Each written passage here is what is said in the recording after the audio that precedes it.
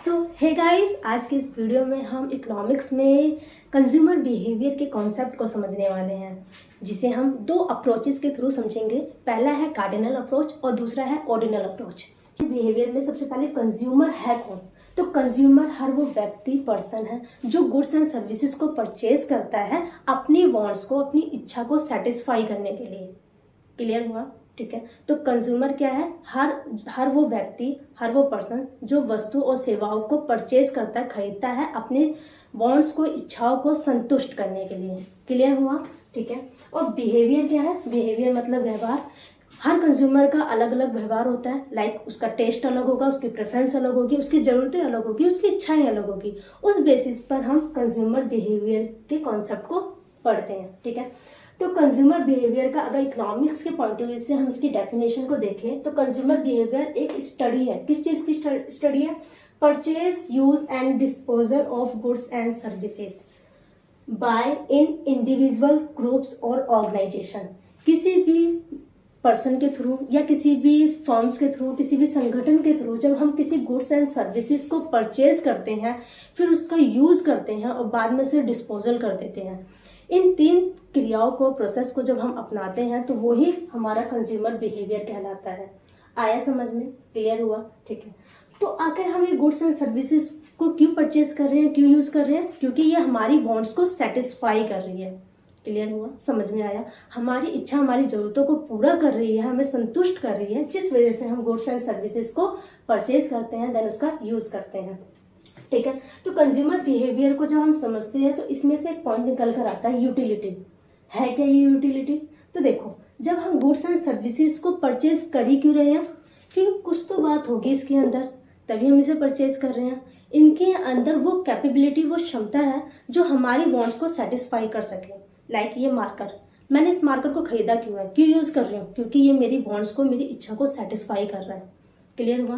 तो हर वो कॉमोडिटी, हर वो वस्तु जिसके अंदर अपनी एक क्षमता होती है, अपनी एक कैपेबिलिटी होती है किसी भी ह्यूमन वांट्स को सेटिस्फाई करने की। क्लियर हुआ?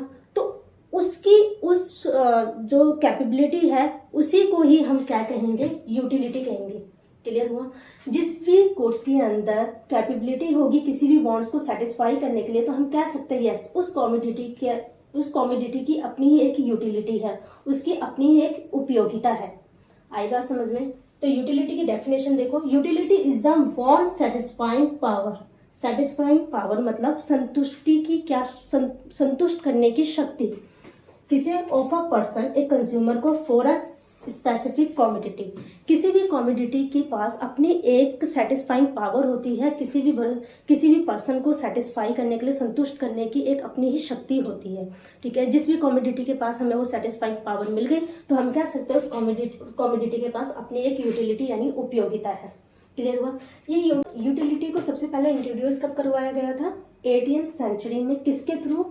डैनियल बर्नौली के थ्रू, जो कि एक स्विस मैथमेटिशियन थे। ठीक है। कंज्यूमर बिहेवियर को समझने के लिए हमें इस यूटिलिटी का पता होना जरूरी है। और इस यूटिलिटी को कैसे पता लगाया जा सकता है? इन दो अप्रोचेस के थ्रू। कौन कौन सी अप्रोच है? एक है ऑर्डिनल अप्रोच और दूसरी अप्रोच कौन सी है? Cardinal approach. ठीक है। तो कार्डिनल अप्रोच क्या है? कार्डिनल मतलब जिसे हम नंबर्स के फॉर्म में बता सके, काउंटेबल नंबर्स की फॉर्म में बता सके, तो वो हमारा कार्डिनल होता है। ऑर्डिनल क्या होता है? जिन्हें हम रैंक वाइज या किसी ऑर्डर के थ्रू बताएं तो हमारा ऑर्डिनल होता है।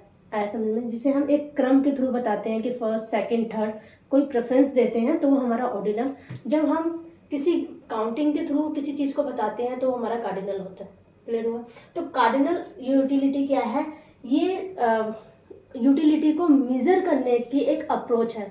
ठीक है। यानी अगर मुझे कोई सेटिस्फैक्शन हो रही है तो मुझे कितनी सेटिस्फैक्शन हो रही है गिनती में बताना, काउंटेबल नंबर्स में बताना कि लाइक मेरे को ये मार्कर यूज करने में 25 का मज़ा आ रहा है, 50 का मज़ा आ रहा है या 70 का मज़ा आ रहा है, इस तरीके से।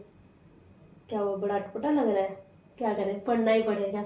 इस कार्डिनल यूटिलिटी में यही बता रखा है। ठीक है। तो सबसे पहले ये किसने दिया था हमें? ये हमें प्रोफेसर अल्फ्रेड मार्शल ने दिया था। जी हाँ, ये वही प्रोफेसर अल्फ्रेड मार्शल हैं जिन्होंने इकोनॉमिक्स में पहली बार सोशल वेलफेयर को इंट्रोड्यूस किया था। ठीक है। तो कार्डिनल यूटिलिटी के लिए कार्डिनल यूटिलिटी में इन्होंने क्या बताया कि हम अपनी जो भी हमें सेटिस्फैक्शन मिलती है किसी भी गुड्स एंड सर्विसेज को कंज्यूम करते वक्त, तो हम उस सेटिस्फैक्शन को नंबर्स की फॉर्म में बता सकते हैं। लाइक अगर मैंने कोई पिज़्ज़ा खाया है तो मैं बता सकती हूँ कि मुझे 70 का मज़ा आया है। अटपटा है बट क्या करें, पढ़ना पड़ेगा, क्योंकि ये एक दौर था इनका भी उस टाइम पे, तो पढ़ना ज़रूरी है, तभी हम इस अप्रोच को काफ़ी अच्छे से समझ पाएंगे। ठीक है, तो इस कार्डिनल यूटिलिटी को देखो, जब यूटिलिटी को मेजर करते हैं, अब जब नंबर्स के फॉर्म में बता रहे हैं तो इसकी भी एक अपनी यूनिट होगी। लाइक जैसे हम हाइट को करते हैं तो सेंटीमीटर इंचेस में करते हैं, हम वेट को करते हैं तो केजी में करते हैं, तो इसकी भी एक अपनी यूटिलिटी है। तो उस यूटिलिटी को, उस यूनिट को क्या कहते हैं, इसकी भी एक अपनी यूनिट है। उस यूनिट को हम किस में मेजर करते हैं, यूटिल्स में। ठीक है, यूटिल यानी मुझे कितने का मजा आया, मुझे 70 यूटिल का मजा आया, यूटिल्स का मजा आया, मुझे 50 यूटिल्स का मजा आया। इस तरीके से हम रिप्रेजेंट करते हैं। क्लियर हुआ, आया समझ में? ठीक है, तो और ऑर्डिनल यूटिलिटी को देखो, इसमें हम रैंक वाइज या ऑर्डर वाइज हम क्या करते हैं, प्रेफरेंस रखते हैं अपनी। हम इसमें कोई नंबर्स नहीं रखते, 1 2 3 ऐसे नहीं है। हाँ, अगर हमें जो चीज़ सबसे अच्छी लग रही है तो हम उसे रैंक वाइज रखेंगे कि फर्स्ट नंबर पे मुझे पिज़्ज़ा पसंद है, सेकंड में मुझे बर्गर पसंद है, थर्ड में मुझे गोलगप्पे पसंद है, लाइक इस तरीके से। ये इंट्रोड्यूस किसने करवाया था, इसे इंट्रोड्यूस जे.आर. हिक्स ने करवाया था। ठीक है, इनका ये बिल्कुल इसके अपोजिट थे, इनके अपोजिशन में इन्होंने बात की थी। इन्होंने कहा, अल्फ्रेड मार्शल ये क्या बात कह रहे हैं कि हाँ, हम कि अपने सेटिस्फैक्शन को हम नंबर्स की फॉर्म में बता सकते हैं, जो कि इम्प्रैक्टिकल है। ये प्रैक्टिकली है ही नहीं। और आज के टाइम पे हम नॉर्मली पता लगा सकते हो कि प्रैक्टिकल नहीं है। क्या ऐसे बोल सकते हो कि मुझे पानी पीकर 200 का मज़ा आया या 50 का मज़ा आया? नहीं बोल सकते ना, क्योंकि ये इम्प्रैक्टिकली लग रहा है। हाँ, हम ये बोल सकते हैं कि बहुत ज़्यादा मज़ा आया, या मज़ा आया, या कम मज़ा आया, इस तरीके से। ठीक है, तो जे.आर. हिक्स का जो कॉन्सेप्ट है वो वाकई ही प्रैक्टिकल है, बट इनका आज के टाइम पे देखें तो इम्प्रैक्टिकल टाइप लगता है। बट क्या करें, पढ़ना पड़ेगा। हमारे से पहले हम कार्डिनल यूटिलिटी अप्रोच के बारे में पढ़ेंगे, देन इस कॉन्सेप्ट को पूरा कवर करने के बाद हम ऑर्डिनल अप्रोच पे जाएंगे। ठीक है, तो कार्डिनल यूटिलिटी अप्रोच को अगर हम डिफाइन करें तो क्या है ये, satisfying level can be scaled in terms of countable numbers. जब हम अपनी सेटिस्फैक्शन को एक काउंटेबल नंबर्स की फॉर्म में रिप्रेजेंट करें ना, तो कार्डिनल अप्रोच कहलाते हैं। क्लियर हुआ? ठीक है, फादर कौन है? अब जिन्होंने सबसे पहले इसे इंट्रोड्यूस करवाया होगा वही फादर ऑफ कार्डिनल यूटिलिटी कहलाएंगे। कौन है वो? Professor Alfred Marshall. इन्होंने सबसे पहले कार्डिनल यूटिलिटी को यूज़ किया था। ठीक है, इकोनॉमिक्स के अंदर। मेजरमेंट, मैंने बताया कार्डिनल यूटिलिटी, जब यूटिलिटी को मेजर कर रहे हो तो उस यूटिलिटी की अपनी एक यूनिट होनी चाहिए, जो कि अल्फ्रेड मार्शल ने क्या बताई, यूटिल। क्लियर हुआ? फिर उसके बाद आता है रियलिस्टिक। क्या ये सच में रियलिस्टिक है, क्या ये सच में व्यवहारिक लग रहा है? तो देखो, ये एक तरीके से इम्प्रैक्टिकल है, अव्यवहारिक है, क्योंकि आज के टाइम पे ये कहना कि हाँ खाकर इस चीज़ को यूज़ करके मुझे इतने का मजा है, गिनती की फॉर्म में बताना तो थोड़ा इम्प्रैक्टिकल है। बट पूरी तरीके से इम्प्रैक्टिकल ना भी बोल के तुम लेस प्रैक्टिकल बोल सकते हो। ठीक है, क्योंकि ये जब अप्रोच दी गई है तो हम पूरी तरीके से इसे नकार भी नहीं सकते हैं ना। Other name, cardinal utility approach को हम किसी दूसरे नाम से भी जानते हैं, जो है मार्जिनल यूटिलिटी एनालिसिस या अप्रोच बोल लो। और इसका एक नाम और भी बोल सकते हो, मार्शल यूटिलिटी अप्रोच, क्योंकि मार्शल ने दी थी इस वजह से हम मार्शल यूटिलिटी अप्रोच के नाम से भी जानते हैं। लेकिन बेसिकली इसका दूसरा नाम क्या है, मार्जिनल यूटिलिटी एनालिसिस। ठीक है, एग्जाम्पल देखें तो लाइक जैसे मैंने बताया, पिज्ज़ा खा के मुझे 70 का मज़ा आया, 80 का मज़ा आया, बर्गर खा के मुझे 100 का मज़ा आया, और क्या कहते हैं, पानी पी के मुझे 20 का मज़ा आया या 30 का मज़ा आया। जो भी है, बस अपनी सेटिस्फैक्शन को आप काउंटेबल नंबर्स की फॉर्म में रिप्रेजेंट कर रहे हैं, तो वही हमारा कार्डिनल यूटिलिटी अप्रोच कहलाता है। क्लियर हुआ? अब देखते हैं ऑर्डिनल यूटिलिटी अप्रोच को। इससे पहले हमने कार्डिनल यूटिलिटी अप्रोच को देखा था, अब ऑर्डिनल को देखते हैं। इसके नेक्स्ट में हम क्या करेंगे, दोनों को एक साथ डिफ्रेंशिएट करके देखेंगे। ठीक है, तो ऑर्डिनल यूटिलिटी अप्रोच क्या होती है, जब हम अपनी सेटिस्फैक्शन को रैंक वाइज या किसी ऑर्डर वाइज रिप्रेजेंट करते हैं। ठीक है, तो अगर मैं इसको डिफाइन करूँ तो क्या है, satisfying level can be arrange in the order और प्रेफरेंस। जब मैं अपनी प्रेफरेंस के थ्रू या ऑर्डर के थ्रू अपनी सेटिस्फाइड लेवल को रिप्रेजेंट कर रही हूँ, लाइक फर्स्ट पे मुझे ये चीज़ पसंद है, सेकंड पे मुझे ये पसंद है, थर्ड पे मुझे ये पसंद है, इस तरीके से रिप्रेजेंट कर रही हूँ, तो वो मेरा क्या कहलाएगा, ऑर्डिनल यूटिलिटी अप्रोच।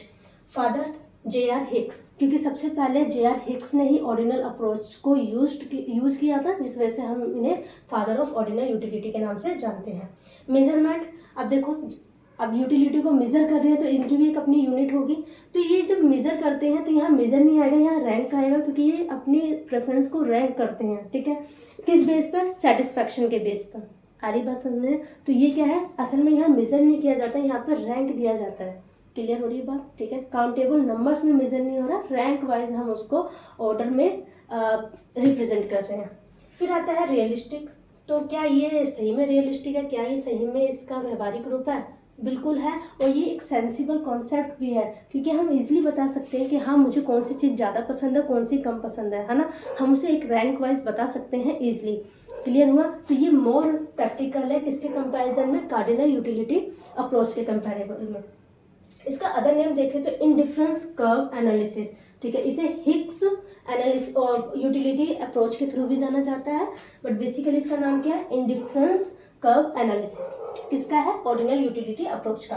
एग्जांपल में जैसे आप ले सकते हैं कि पिज़्ज़ा मुझे बर्गर से ज़्यादा पसंद है, या कोई भी अदर चीज़ जो भी आपके प्रेफरेंस हो, तो आप उसमें कंपैरिजन कर सकते हैं कि कौन सी चीज़ आपको ज़्यादा पसंद है, कौन सी कम पसंद है। ठीक है, तो ये किसका एग्जांपल है? ऑर्डिनल यूटिलिटी अप्रोच का एग्जांपल है। क्लियर हुआ? कार्डिनल में न्यूमेरिकल काउंटेबल नंबर्स में रिप्रेजेंट किया जाता था, जबकि इसके अंदर हम रैंक वाइज या किसी ऑर्डर के थ्रू रिप्रेजेंट करते हैं। उसमें कार्डिनल यूटिलिटी में फादर कौन थे? अल्फ्रेड मार्शल, यहाँ पर जे आर हिग्स। और वो कम रियलिस्टिक था, ये ज़्यादा रियलिस्टिक है उसके कंपैरिजन में। मेजरमेंट यहाँ पर हम रैंक में मेज़र करते हैं, जबकि वहाँ पर हम यूटिल्स में मेज़र करते हैं। एग्जाम्पल के तौर पर हम उसमें ये बोल सकते थे कि हाँ ये खाकर मुझे 40 का मज़ा आया, 50 का मज़ा आया, लेकिन यहाँ पर हम ये नहीं बोलेंगे, हम ये बोलेंगे हाँ मुझे इस चीज़ को खाकर ज़्यादा मज़ा आया, उस चीज़ को खाकर कम मज़ा आया। क्लियर हुआ? अब एक नज़र हम इस टेबल पर डालते हैं, जिसके थ्रू हमें पता चल जाएगा इन दोनों अप्रोचेस में क्या डिफरेंस है। ठीक है, तो पहले डेफिनेशन के बेसिस पे देखें तो कार्डिनल यूटिलिटी क्या है? ये अपने सेटिस्फैक्शन लेवल को काउंटेबल नंबर्स में यानी काउंटिंग की फॉर्म में रिप्रेजेंट करता है, जबकि ये रैंक और ऑर्डर की फॉर्म में रिप्रेजेंट करता है। फादर की बात करें तो father of cardinal utility professor Alfred Marshall है, जबकि ऑर्डिनल यूटिलिटी के फादर जे आर हिग्स है। ठीक है, मेजरमेंट की बात करें तो कार्डिनल यूटिलिटी को हम यूटिल्स में मेजर करते हैं, जबकि ऑर्डिनल यूटिलिटी को हम सेटिस्फैक्शन में मेजर करते हैं, यानी सेटिस्फैक्शन में देखते हैं। रियलिस्टिक कार्डिनल यूटिलिटी लेस यानी कम प्रैक्टिकल है, जबकि वो ज़्यादा प्रैक्टिकल है। कौन सा? ऑर्डिनल वाला। अदर नेम की बात करें तो कार्डिनल यूटिलिटी को हम अन्य नाम से जानते हैं, जो कि है मार्जिनल यूटिलिटी एनालिसिस, और ऑर्डिनल यूटिलिटी को हम इंडिफरेंस कर्व एनालिसिस के नाम से जानते हैं। एग्जाम्पल तो आपको समझ में आ ही गए होंगे कि ठीक है, इसमें जो भी आप चीज़ को कंज्यूम करोगे उसको आप नंबर्स की फॉर्म में बता सकते हो आपको कितने का मज़ा आया, और यहाँ पर आप रैंक वाइज। तो आई एम श्योर अगर आप एक गिलास पानी भी पियेंगे ना, तो देखना आपके माइंड में ज़रूर आएगा आपको कितने का मज़ा आया। लाइक मुझे 70 का मज़ा आया, 80 का मज़ा आया, इस तरीके से आप उसे माइंड में एक बार ज़रूर आएगा। और आज की इस वीडियो में हमने क्या क्या डिस्कस किया? हमने कंज्यूमर बिहेवियर के बारे में जाना है, जिससे निकल के आया यूटिलिटी के कॉन्सेप्ट को समझा है, उसको कैसे मेज़र किया जा सकता है, इन दोनों अप्रोचेस के थ्रू हमने समझा। ठीक है, नेक्स्ट वीडियो हमारी पूरी तरीके से कार्डिनल यूटिलिटी अप्रोच पे ही बेस्ड रहेगी, पूरे डिटेल में समझेंगे इसे। तो बस आज के लिए इतना ही। बस आप लोग हंसते रहिए, मुस्कुराते रहिए, keep learning keep fun. Thank you.